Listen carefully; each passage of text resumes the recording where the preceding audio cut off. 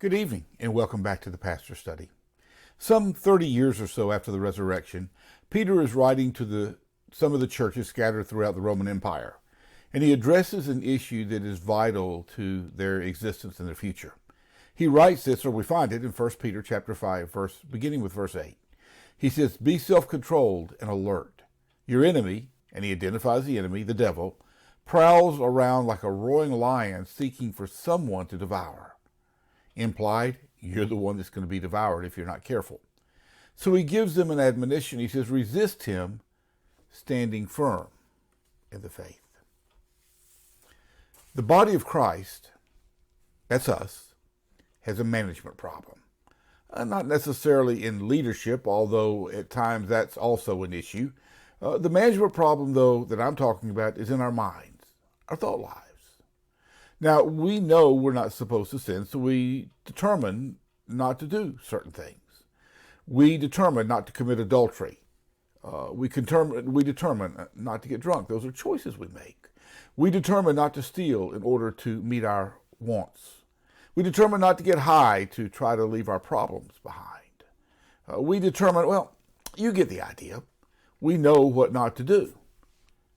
But do we know what not to think? You see, our thought lives can be just as dangerous to our spiritual well-being as our behavior and our actions. In Matthew chapter 5, beginning with verse 27, Jesus says, "You have heard that it was said, 'Do not commit adultery.'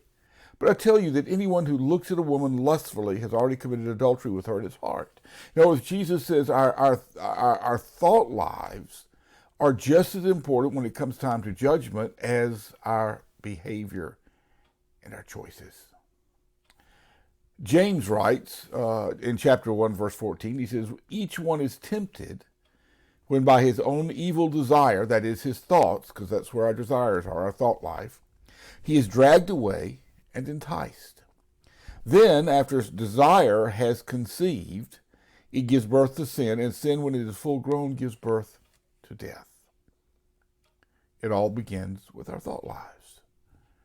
You see, what we entertain, we begin to accept as normal. That is, what we allow to influence us and begin to change our thinking, if I could put it that way, we accept as normal. If you don't believe me, look at what we consider normal in our culture today that even 20 years ago would have been considered unacceptable. And that's why the battle for what is taught in our schools, in our culture, is so very important, not just educationally. Certainly our education of our children is vitally important, but even more so because we're fighting for the minds and the future of our children. The things that they are taught in school that are normal is exactly what they will begin to believe is normal, regardless in many cases of what they're taught at home. And that will then influence their choices, their beliefs, and their behavior going forward. So we address this management problem at the root of the problem, our thought lives. Paul, in writing to the church in Corinth, in 1 Corinthians chapter 10, says this, "For though we live in the world, we do not wage war as the world does. The weapons we fight with are not the weapons of this world. On the contrary, they have power, divine power," he says, "to demolish strongholds." We demolish arguments and every pretension. What are arguments and pretensions?